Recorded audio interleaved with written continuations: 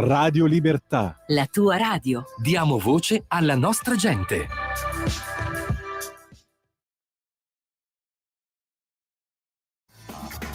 Va ora in onda Filo Diretto. Buongiorno, a voi la linea. A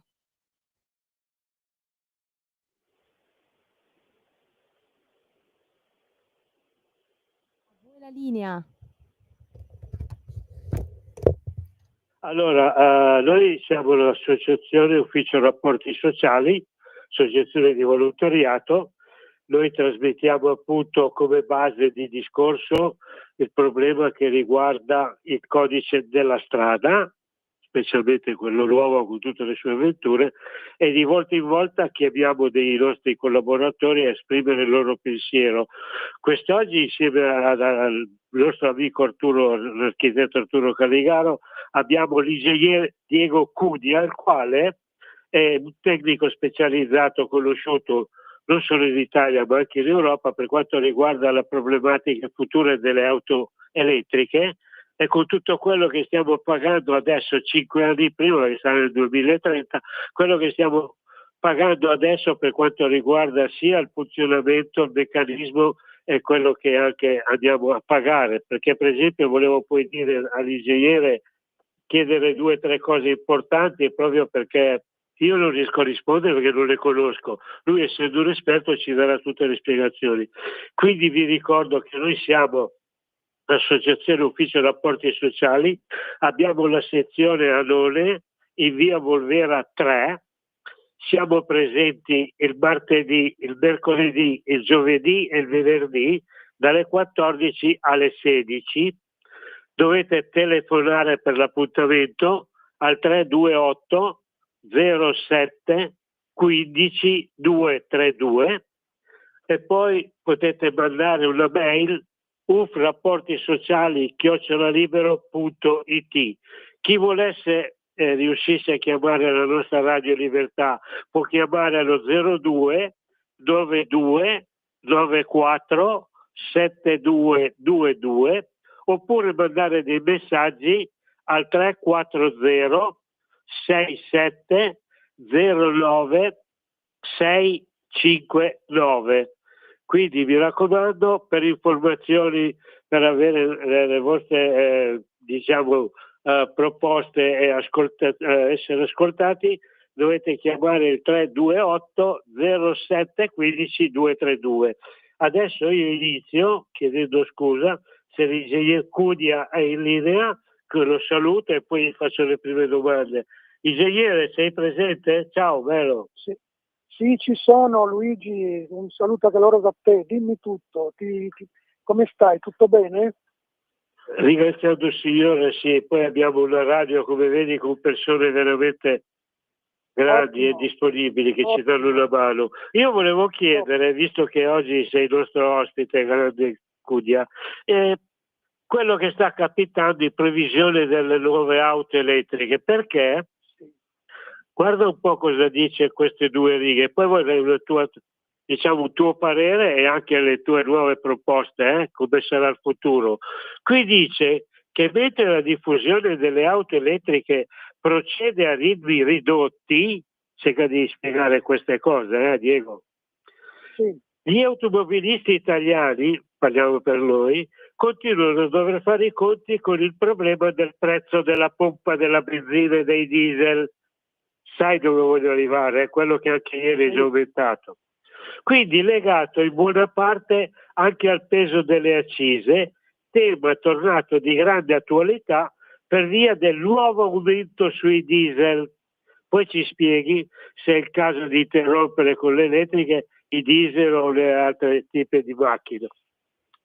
Si tratta di una questione di primo piano, soprattutto per gli automobilisti che percorrono tanti chilometri ogni anno e che quindi devono fare i conti con un costo di utilizzo elevato della propria auto, che sia benzina o diesel.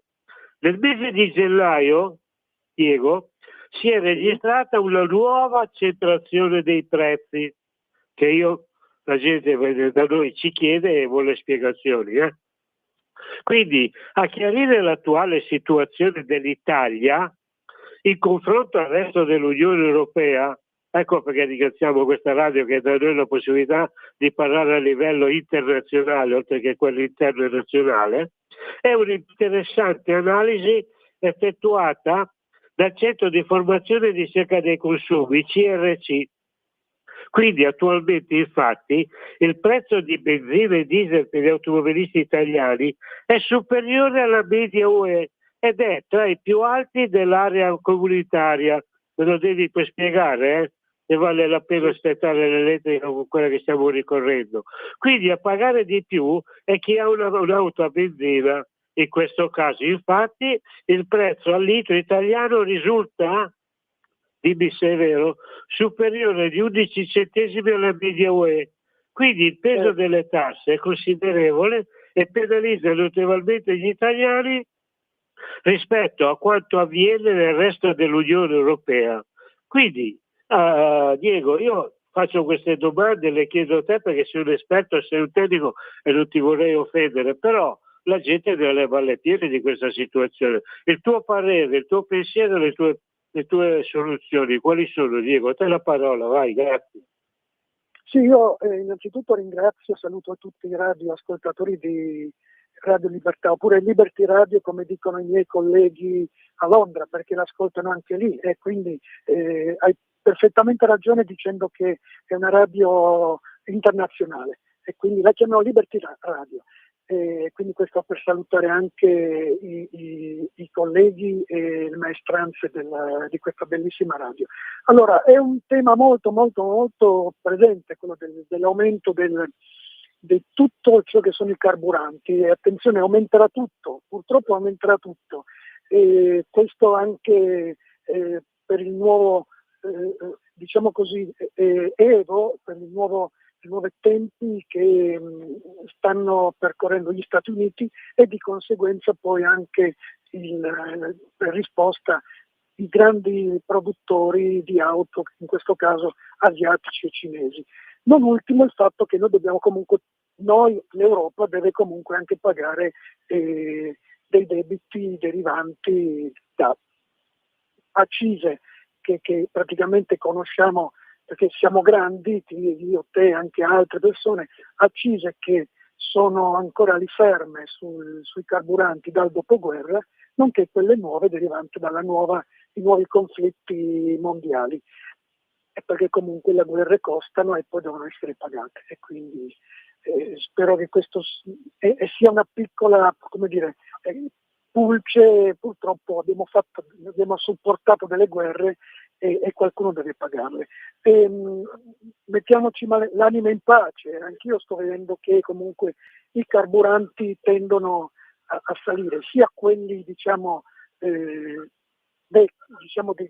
classici, benzina, gasolio per autotrazione, anche quello per l'agricoltura è aumentato, perché comunque uno pensa a volte che certi settori non siano toccati, invece anche quello per l'agricoltura anche lì è stato molto molto alzato. Ecco.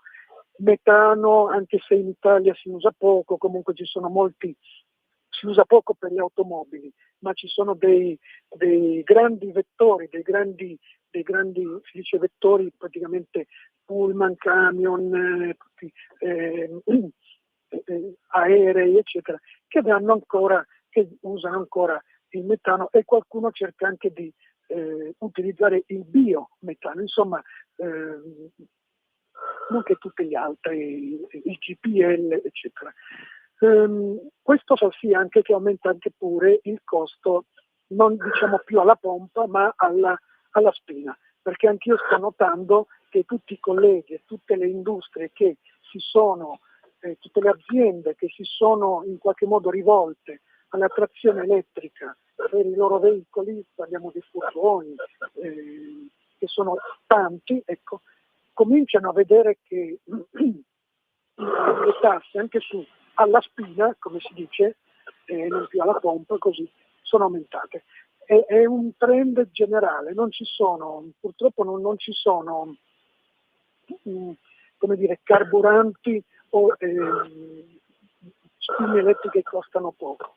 Se aumenta uno, aumenta anche l'altro, se no a questo punto da domani abbandoniamo tutte le nostre auto diciamo così a carburante e prendiamo tutto quello elettrico, ma non è così. Fermo restando comunque che io sono sempre con quelli che dicono che comunque meglio poter scegliere. È chiaro che dobbiamo fare i conti con il nostro portafoglio, ecco, e quindi non c'è una via d'uscita, purtroppo. Non posso dire prendete quello, prendete quell'altro, perché è un destino comune a tutti quanti. Purtroppo anche quelli che aumentano le accise sulla benzina, anche in Italia, anche chi non c'è, anche le aziende, anche le stesse pompe che trivellano, purtroppo anche loro devono fare i conti con le loro portafoglio. Non so se insomma ho chiarito. No, ma tu hai detto le cose giuste. Io però ti volevo dire che siccome si parla di auto elettriche, di quello che sarà poi il mantenimento, il poterle poi ricaricare, eccetera. Qui per esempio due cose che poi mi devi dare delle risposte, Diego. Qui dice rivoluzione auto elettriche, dove dice che per esempio, volevo spiegazioni perché tu essendo il tecnico, cioè tu le fai, quindi mi permetto di insistere. Qui dice che la nuova batteria si ricarica in soli 5 secondi. Pensa, qui dice, è nuovo, roba, sai che diciamo quello che c'è scritto, quindi nessuno ci può contestare. Qui dice che la transizione dai motori endotermici a quelli elettrici continua a far discutere. Le case ormai da parecchi anni hanno scommesso con decisione sul passaggio alle motorizzazioni elettriche, mentre gli acquirenti continuano a essere parecchio scettici su questa nuova tecnologia. Ecco perché ti ho chiamato, perché tu puoi spiegare tecnicamente come stanno le cose, io invece leggo e non capisco. Allora dice, il costo spesso proibitivo delle vetture e i tempi di ricarica lunghi sono i motivi, questo per quello che ti ho chiamato, principali che impediscono a questo mercato di decollare. Ma adesso è arrivata una scoperta che potrebbe rivoluzionare tutto, ovvero sia dice che chi siano i paesi asiatici a poter godere di un enorme vantaggio tecnologico rispetto al resto della concorrenza mondiale è ormai un dato di fatto. Sì. Ma quanto tenuto dai team guidato dal professor Yoon Kung Kang del Dipartimento di Scienze e Ingegneria del Materiale della Korea Advanced Institute of Science and Technology, è sensazionale perché è riuscito a perfezionare, pensa Diego, una batteria agli ioni di sodio in grado di completare un ciclo di ricarica in appena 5 secondi. Non so se è una presa in giro per chi ci ascolta o per insistere sull'elettrico. Quindi questa scoperta, dice, potrebbe rivoluzionare decisamente il mercato delle auto elettriche e potrebbe diventare l'arma definitiva per avvivare un settore che stenta a decollare, sempre queste elettriche, mancano poi 5 anni, specie in Europa, dove noi siamo in Italia, quindi facciamo parte dell'Europa, che ne dicano, e noi siamo quelli che stiamo criticando, no? Però lo critichiamo discutendolo, chiamando persone appunto esperte come te che ci danno poi delle risposte più o meno complete. Qui dice anche che forse sì, ma questo è solo il primo tassello di un passaggio che sia davvero conveniente alle mobilità sostenibili, cioè neanche loro ancora sono sicuri di quello che stanno decidendo per quanto riguarda il futuro delle auto elettriche. Perché poi c'è un'altra domanda prima di concludere, Diego, se mi dai delle risposte a questa rivoluzione di auto elettriche, cioè di questa nuova batteria che in 5 secondi ricarica, secondo te è giusto quello? Guarda che ho letto, non mi sono inventato, questa notizia, questa cosa, come la vedi, come la vedete e come la risolvete voi che fate parte di questo, Diego? Allora, se i radioascoltatori un po' più diciamo così romantici e attenti ricorderanno che ho parlato di batterie al sale l'anno scorso. Gli ioni di sodio non è altro che sale, chiaramente non è il sale da cucina, quello che noi mangiamo così, mettiamo nella pasta, eccetera, ma è qualcosa che ci si avvicina molto, molto, molto da vicino, molto, molto uguale. Ecco. Per cui la Corea in questo caso, ma anche l'India, così, ma anche la Cina, hanno speso miliardi di dollari in ricerca, e proprio perché, come si era detto, dicevamo anche noi, il grosso problema delle auto elettriche è i tempi di ricarica, perché noi siamo abituati, noi, la maggior parte della gente è abituata, quando va a fare rifornimento, 1 minuto e hai fatto il pieno, e poi hai, diciamo, i 4, 5, 600 chilometri di autonomia a seconda della macchina che guidi, pieno di benzina e carburante. Ecco. E questo stesso criterio è stato portato per la costruzione delle batterie. Perché devo aspettare 20 minuti, che io in 20 minuti per me è denaro, per me trasportatore è denaro, non posso fermarmi. E quindi ovviamente questo ingegnere chimico così e questo istituto di ricerca tecnologica ha visto, ecco, ma sono cose che si sapevano, lo dico con tutta la franchezza, le studiavamo al Politecnico, anche a Torino, così, negli anni '80. Ecco, solo che poi sono progetti che sono stati fermati, adesso sono stati ripresi, e chiaramente con un'ottica di dover poi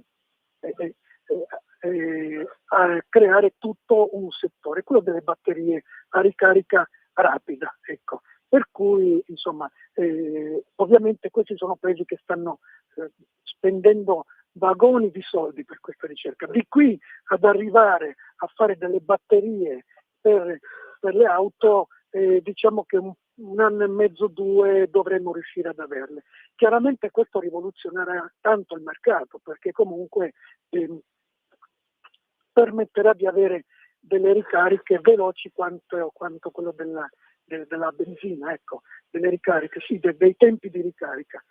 Poi lo sai bene, perché come ha detto anche Arturo, io ho sentito, no? Tu sei stato un consigliere regionale, tu conosci bene la politica, sai bene che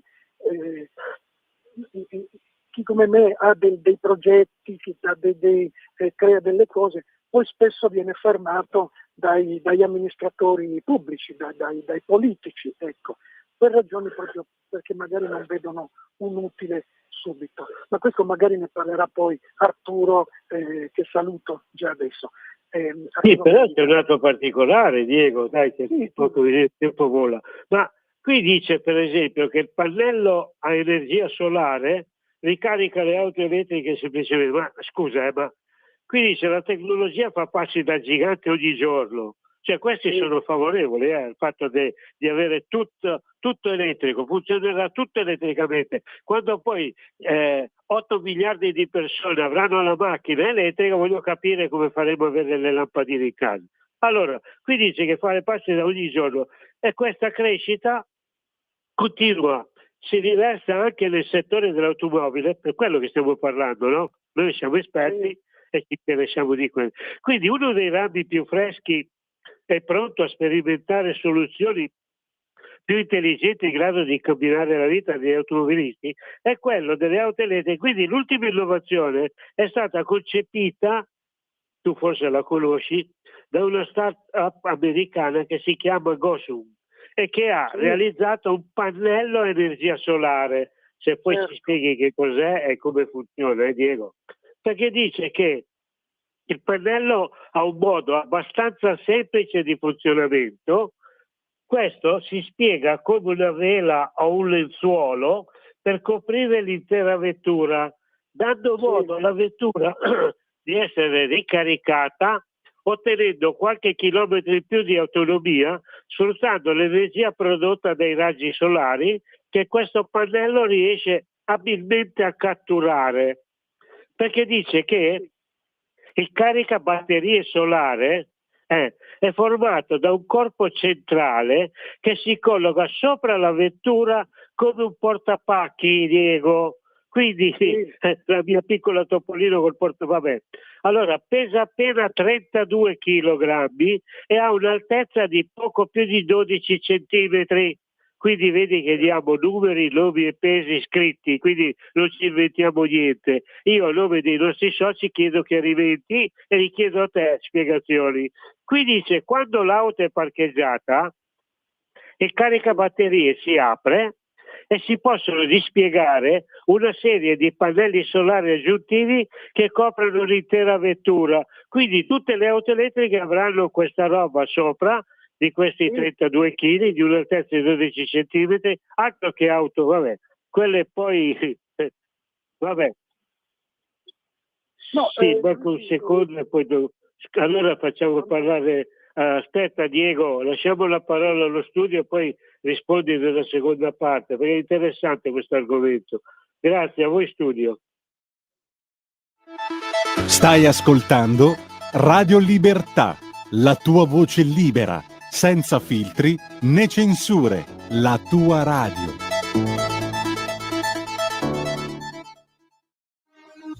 Porta con te ovunque Radio Libertà. Scarica la app per smartphone o tablet dal tuo store o dal sito radiolibertà.net. Cosa aspetti?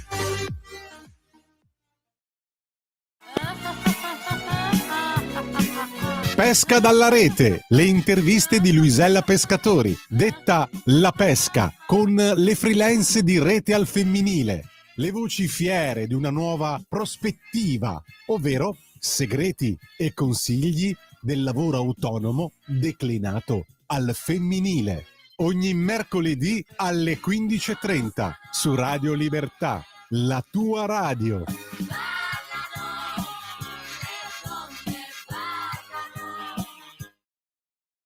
A voi la linea. Sì, grazie. Allora Diego, finisco perché è interessante, perché vuol dire che tutte le auto elettriche dovranno avere quello, cioè dice, quando è completamente spiegato, quindi Solar Caser è un po' compattante, quindi si dovrebbe rinunciare a un briciolino di fattore estetico, quello che stavo dicendo io, non le macchine, perché bisogna spiegare poi quando uno cambia cosa si deve trovare. Il fatto che questo pannello copra l'intero veicolo contribuisce a proteggerlo dal sole, in particolar modo il parabrezza, difendendo anche l'abitacolo dalle alte temperature. Questo significa che oltre a ricaricare l'auto, il sistema progettato dalla Startup Group mantiene anche più fresca l'auto ferma sotto il sole, specialmente in un periodo torrido come l'estate. Cioè, voglio dire, dai, poi dopo diamo la parola ad Arturo e ti ringrazio. Diego, dammi una risposta, perché se i pannelli sono questi, le auto dovranno essere fatte in quel modo lì, però prima non l'avevano detto che quando prendi l'auto che ha il pannello così, con per l'energia solare, elettrica, eccetera, non è una macchina normale come vai una volta che viaggiavi senza il tettuccio, ecco, perché se hai bisogno di quello devi avere il tettuccio sopra, o sto dicendo delle cazzate, Diego, vai. No, Luigi, non stai dicendo delle fandonie, è un progetto che ho seguito sin dalla nascita, perché comunque è stato fatto da studenti universitari, addirittura quelli che hanno creato proprio un'auto che praticamente è una sogliola ricoperta da pannelli solari con un motore che gli ha permesso di fare praticamente quasi 10.000 chilometri senza un litro di benzina, ecco. Quindi ha girato mezzo mondo, era un progetto di 4-5 anni fa. Oggi si parla addirittura, non voglio sconvolgere dicendo che dovremmo comprare tutte queste vele qui, parliamo di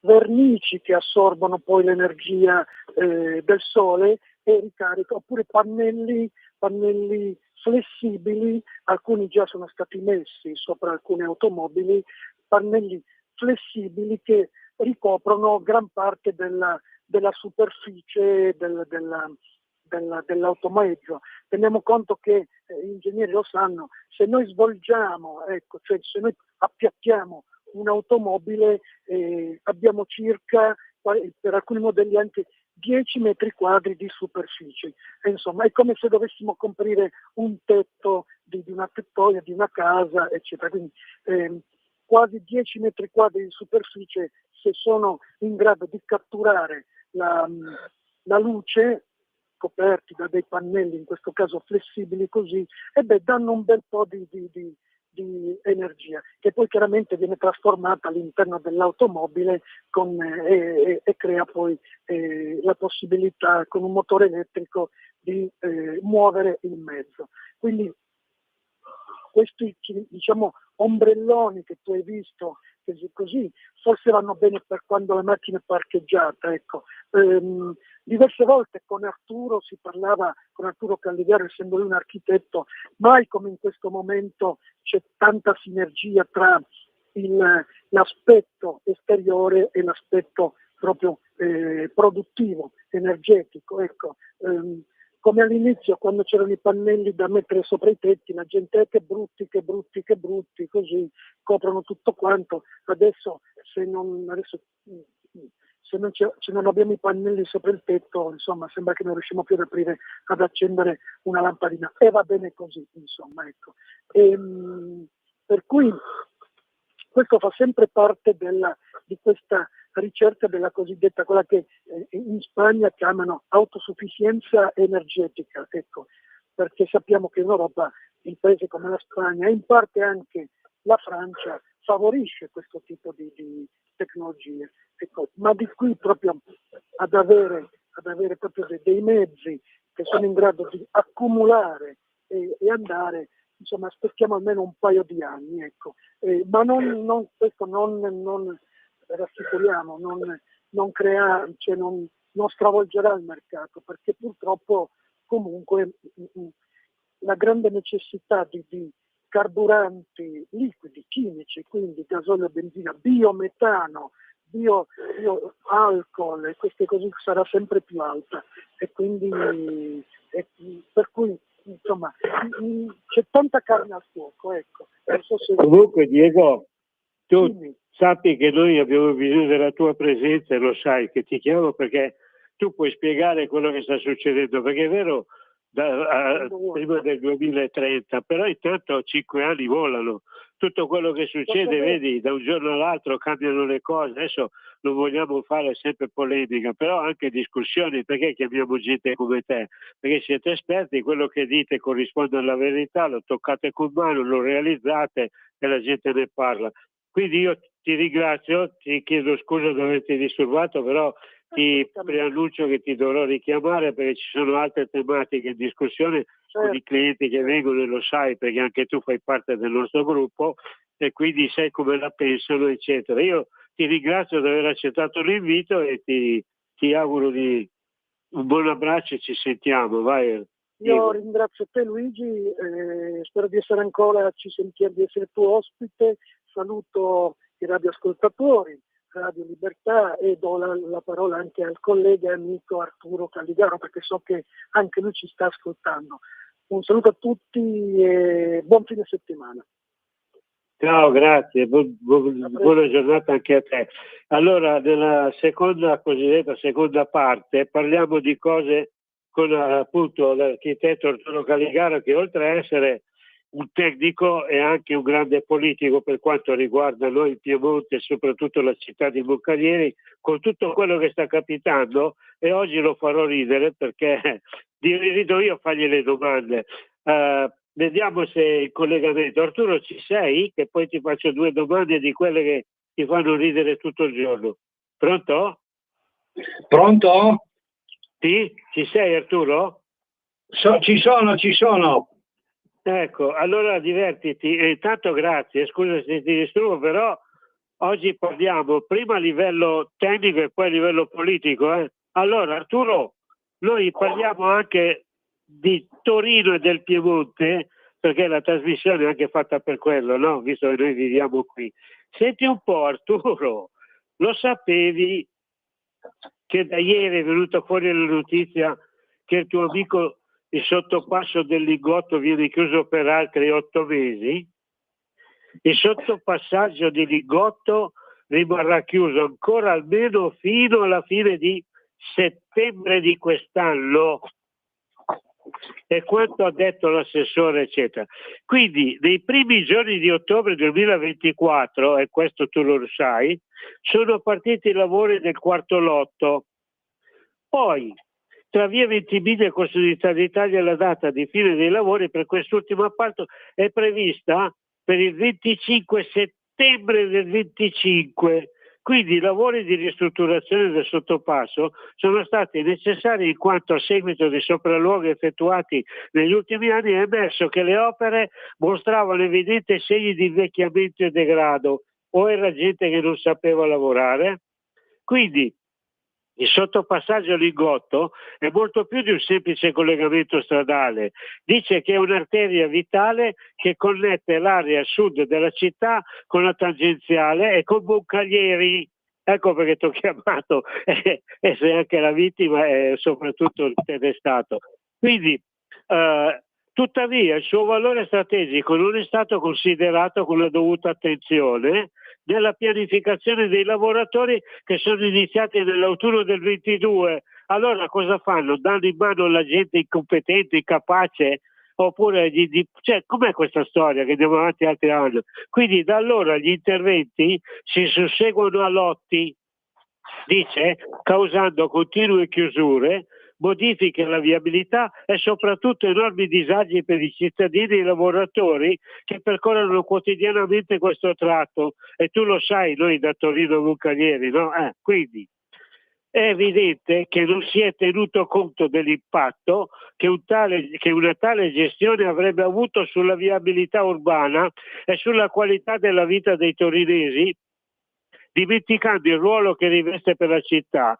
Lo dimostrano i dati che registrano, Arturo, 850 passaggi all'ora nei momenti con meno traffico e più di 1200 passaggi all'ora nelle ore di traffico. Allora io, scusa se mi permetto, ma diamo in mano a gente incompetente la soluzione per fare certe cose, buttiamo via i soldi. Cioè, qui parlami tecnicamente ma anche politicamente, Arturo, la gente sta rompendomi le palle in ufficio, perché questa qui di ieri, questa notizia non è vecchia, che è stata prolungata di 8 mesi ancora il fatto del sottopasso. Ecco, qui la tua risposta, tecnica e politica soprattutto. Vai, Arturo. Sì, buongiorno agli ascoltatori, un saluto a te, un ringraziamento alla regia. E purtroppo noi a Torino siamo abituati a queste cose, anche perché forse, e tu lo sai, c'è un adagio in piemontese che dice che da Turin a Moncalè tutti a Sua vanno a pe. Quindi i nostri amministratori, soprattutto quelli torinesi, applicano questo detto e considerano chi deve andare da Torino a Moncaglieri che siano degli asini. Quindi agli asini si può fare di tutto, no? Noi siamo reduci, dico, da poco tempo dell'apertura della metropolitana fino in Piazza Bengasi, che è durata 10 anni per fare 800 metri di strada, e dove i lavori non sono ancora finiti, perché se uno percorre via Nizza la trova ancora chiusa. Cioè noi, altro che il ventennio, noi questi lavori tra una cosa e l'altra, tra il Lingotto, altro che il ventennio, no? Ci impieghiamo. Ma questo, a mio giudizio, esaminando quello che è stato, è semplicemente colpa della burocrazia. Allora, molti funzionari sono andati in regione, andati in pensione, sono stati trasferiti. Chi subentra magari non ha la conoscenza puntuale e la conoscenza storica di tutti i lavori e quindi in qualche modo applica le norme e i regolamenti. Poi ogni funzionario la prima cosa che fa è di non essere eventualmente chiamato in causa o essere responsabile di qualcosa, anche se la magistratura dovrebbe indagare su queste cose, perché si impedisce un pubblico servizio. Avere il sottopassaggio del Lingotto, che è una arteria strategica per Torino, perché Torino è attraversata nella parte sud dalla ferrovia Torino-Genova, avere questa barriera fisica che taglia in due la città è un grosso elemento di difficoltà per chi viaggia. Già abbiamo assistito a scelte incredibili, per non usare un altro termine, non essere querelate, tipo il sottopasso di Corso Spezia, che avrebbe dovuto collegare e passare sotto questa ferrovia e collegarsi con Corso Sebastopoli, ma lì gli ambientalisti, le Olimpiadi 2006 hanno detto che Corso Sebastopoli andava pedonalizzato perché così non passano le macchine vicino a Piazza d'Armi, che è un parco di Torino, e quindi questioni di inquinamento, e quindi è stato iniziato e fatto questo sottopasso dove non ci passa nessuno, perché si ferma in Corso Spezia, tu lo sai benissimo. Ma te ne dico un'altra, Luigi. Ti dico che, ad esempio, a Moncaglieri, quando si tratta di strade ammalorate, deteriorate, no, perché sono stati fatti dei lavori o di fognatura o quant'altro, cosa succede? Che dato che in quella strada sono passati la fognatura, la fibra ottica, non si asfalta tutta la larghezza della strada, ma si asfaltano i 2/3, perché la competenza magari della fognatura è di terzi, quindi chi ha eseguito la fognatura e sull'appalto il funzionario ovviamente ha messo questo vincolo, si appaltano solo i 2/3.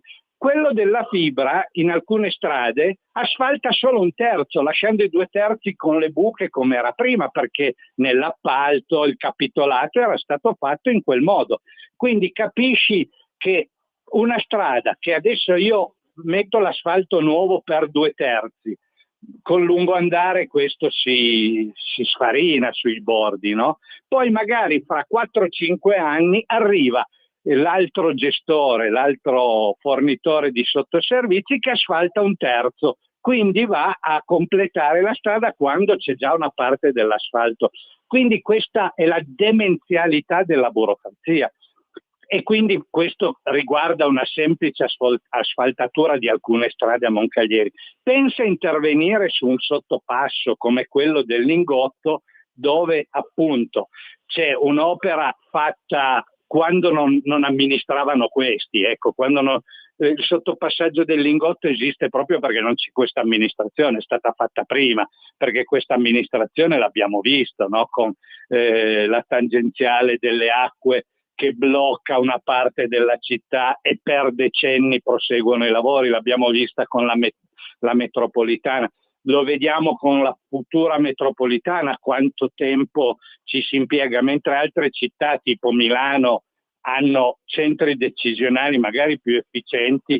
Noi a Torino purtroppo abbiamo questa burocrazia che in qualche modo blocca e ferma tutto. Quindi un po' vuoi la classe politica, che ovvio non vede di buon occhio velocizzare il traffico automobilistico, perché anche grazie a questi lavori, a mio giudizio, vengono usati strumentalmente per scoraggiare l'uso dell'autovettura, e quindi, visto che c'è il sottopassaggio chiuso, tu sei incentivato a prendere i mezzi pubblici o quant'altro. E quindi una parte di responsabilità ce l'ha anche la politica. Dall'altra ci si mette la burocrazia. Purtroppo, dove vediamo che anche a livello nazionale, no, le scelte fatte dal governo, la burocrazia le blocca, no? In questo caso è la magistratura. A Torino invece non c'è la magistratura, ma c'è, e negli enti locali soprattutto, c'è un apparato burocratico con norme, contronorme, disposizioni, regolamenti che fanno sì che rallenti di molto il processo di realizzazione, vuoi per costruire una strada, vuoi per aprire un negozio o quant'altro. C'è da dire un'altra cosa, che manca anche la pianificazione degli interventi, perché nel sottopassaggio del Lingotto esistono i progetti iniziali, quindi basterebbe andare in archivio, esaminare bene quello che è stato progettato, e quindi pianificare gli interventi di manutenzione e di potenziamento. Si sarebbe potuto, sapendo che il sottopassaggio del Lingotto avrebbe dovuto rimanere chiuso per 6-7 anni, magari programmare qualche altro attraversamento in qualche altra strada per fare in modo che i lavori del sottopassaggio del Lingotto avessero una minore ricaduta negativa sulla viabilità. E questo è quanto. Se posso invece ricollegarmi a quello che diceva Diego sulle auto elettriche. Arturo, abbiamo due domande importanti, i tempi volano. Tu sei già troppo preciso, ma sempre io, siccome martedì e mercoledì avrai che verranno da te, vengono perché, Arturo, purtroppo cosa prevede il nuovo codice della strada? Sai che era il nostro argomento base, no? Qui voglio la tua risposta politica. Le strisce blu, multe più salate per chi non paga la sosta a pagamento. Pensa un po'. Sì, anche questa. Noterete delle multe più salate per quanto riguarda il mancato pagamento delle strisce blu. Non si tratta di un errore, ma un adeguamento che anche la città di Torino ha messo in atto in seguito al nuovo codice della strada. Quindi è per quello che dico una risposta politica. La novità riguarda infatti il fatto che oltre alla multa il cittadino adesso dovrà pagare anche l'intero periodo di sosta. Nel caso della multa che viene proposta in fotografia, infatti, l'intero importo da pagare sarà di 61,55 euro, suddiviso in 42 euro di sanzione e 19,55 euro per il pagamento della tariffa per l'intero periodo di sosta.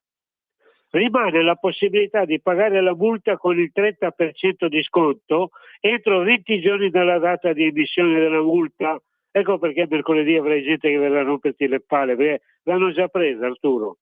Attenzione, perché la tariffa dell'intera giornata verrà pagata anche nel caso in cui la multa fosse stata fatta perché è scaduto il periodo che avete già pagato. Infatti non vale più la regola dei 15 minuti concessi. Cosa significa? Facciamo un esempio. Avete parcheggiato in una zona nella quale si paga 1,20 euro l'ora e l'avete pagato un'ora, ma non fate in tempo a tornare all'auto? A questo punto gli scenari sono tre, Arturo. 1. Arrivate all'auto entro il 10% del tempo che avete pagato, che in questo caso è di 6 minuti, e non riceverete alcuna sanzione. 2. Arrivate all'auto tra il 10% e il 50% del tempo che avete pagato, che in questo caso è un periodo tra 7 minuti e 30, e pagate una multa ridotta di 21 euro più la tariffa dell'intera giornata. 3. Arrivate all'auto oltre il 50% del tempo che avete pagato, dal 31esimo minuto in poi, e poi pagate la multa intera di 42 euro più la tariffa dell'intera giornata. Cioè, Arturo, mi sa che ci stanno facendo diventare delle tabelline, non so cosa ci fanno diventare, come dobbiamo ragionare. Cioè, io alla mia età forse non ho capito bene, ma sta capitando qualcosa che non quadra, o siamo noi della mia età e quelli come me che non riusciamo a capire? Cioè, ma è giusto tutto? Hai capito cosa ho detto, Arturo? Dai una risposta, ma che poi c'è una piccola domanda sull'aumento delle accise, perché la gente se ne accorgerà venerdì poi quando vieni, vai. Dimmi qualcosa su queste cose qui, sulle strisce blu, Arturo. Sì, non si perde occasione per cercare di fare cassa e quindi di spennare sempre di più l'automobilista in tutti i modi, per cui hanno trovato un altro sistema per incrementare le entrate fiscali, le entrate tributarie delle amministrazioni locali, così almeno possono finanziare meglio il Gay Pride o qualche altra iniziativa pro-Palestina, oppure andare a pagare gli affitti ad Askatasuna, le bollette di Askatasuna o di El Paso, no? Perché il riscaldamento e la luce, i cittadini che magari tardano di 10 minuti devono pagare perché come sappiamo benissimo, a Torino ci sono cittadini di serie A e cittadini di serie B. Alcune categorie non pagano nulla, anzi ricevono dei contributi, e altre che invece pagano tutti. In questo caso è stata fatta proprio una manovra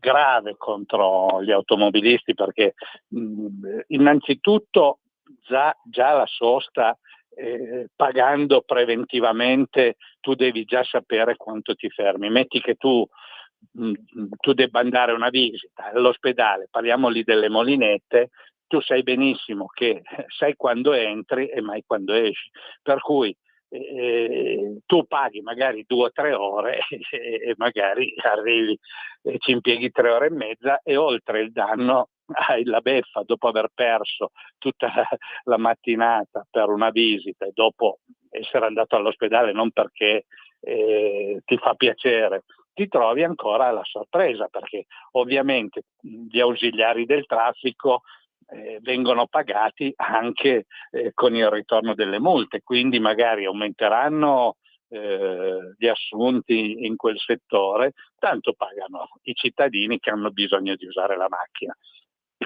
Questo fatto si ricongiunge appunto a quello che si diceva prima, che alcune amministrazioni hanno dichiarato guerra alle auto, per cui tutto quello che serve a penalizzare, a far pagare o disturbare l'utilizzo dell'autovettura viene attuato, e quindi vuoi con il dilatarsi dei tempi delle opere pubbliche, vuoi con queste nuove norme, è chiaro che è una guerra dichiarata.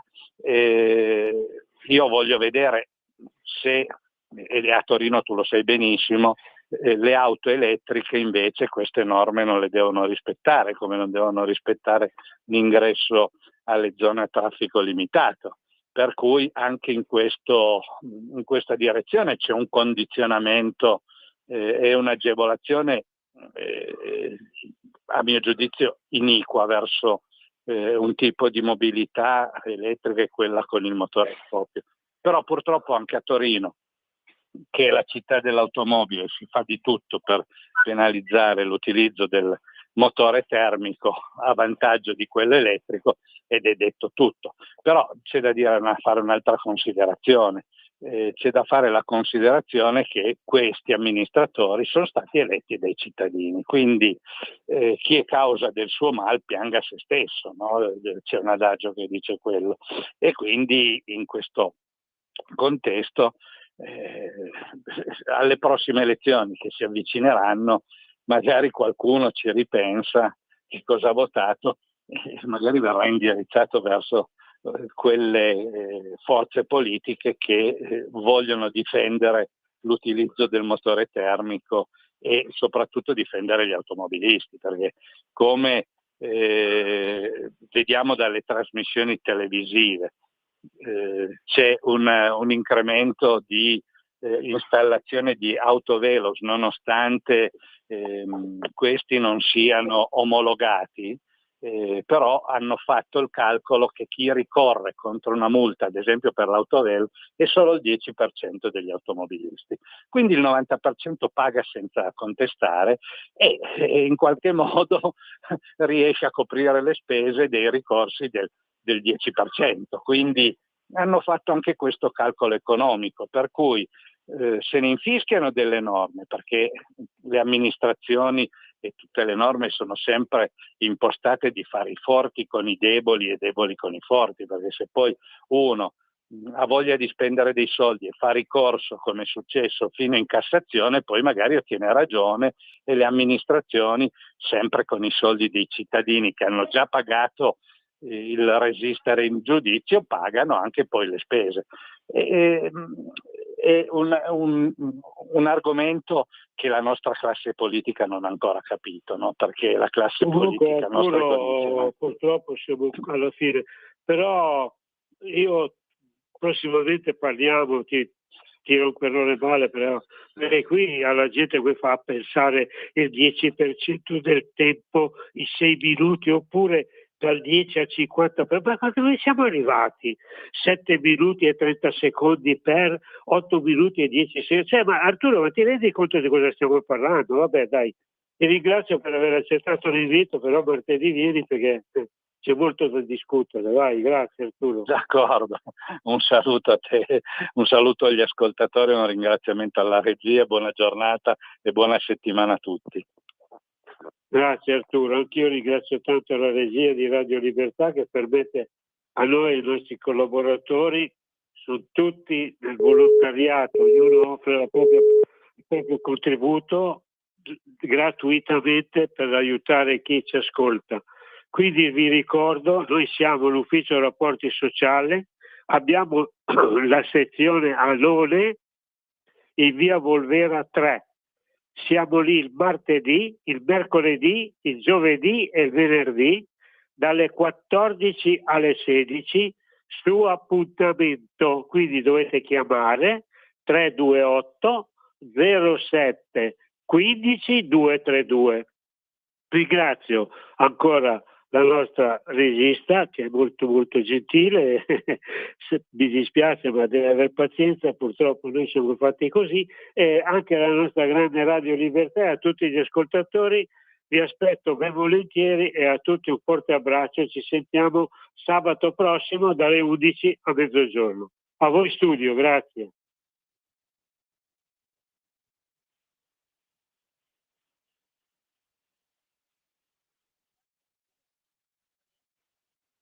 Sì, se vuole sì.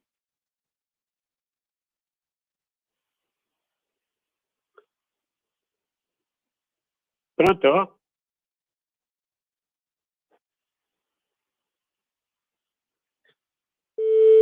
Pronto? Sì, pronto. Sono Giuliano di Vedano. Pronto? Sì. Sono Giuliano di Vedanorona, provincia di Varese. Pronto? Sì, sono Giuliano di Vedanorona, provincia di Varese. Sì, Mi sente? Pronto? Pronto, sono Giuliano di Vedanorona, provincia di Varese. Sono Giuliano di Vedanorona. Pronto? Sì, voglio dire che se è vero che mi hanno detto che... Sì. Sì, sono Giuliano di Vedanorona, provincia di Varese. Sì. Volevo dirle, se è vero... Sì? Voglio dire, se è vero che avendo la macchina intestata a me, no? Se c'è un figlio che dà per la macchina, devo fare la delega, altrimenti pago 3.000 euro di multa, se è vero. Il codice della strada nuovo sta parlando di quello, dice così, però si sta discutendo. Perché adesso mi ha detto una persona vicino di casa che io non ho la macchina, vero? Non mi ha detto una persona vicino di casa, che c'è il figlio che dà per la macchina, no? Ha detto che ha visto sul telefonino, che ha detto che se non ne fa la delega paga 3.000 euro di multa. No, lei faccia una cosa, visto che mi sta ascoltando e si sente male proprio perché non sento, ho capito il problema. Lei prenda nota del mio numero di telefono, io le do tutte le spiegazioni con i tecnici e gli esperti, così sa come comportarsi, sia lei che suo figlio che anche i non parenti, perché purtroppo dare la propria auto non solo ai parenti ma agli amici o ai conoscenti non è più possibile già dal 1° gennaio, ecco, tanto per parlarci chiaro. Ah, ho capito, non è più possibile, ho capito, va bene. Mi chiami pure al 328 07 15 232 e io le dirò, le farò parlare con chi di dovere, così è più tranquillo anche lei, grazie. Va bene, grazie mille, scusi. Grazie alla nostra Radio Libertà. Grazie mille, regia, ci sentiamo sabato prossimo. Avete ascoltato Filo Diretto,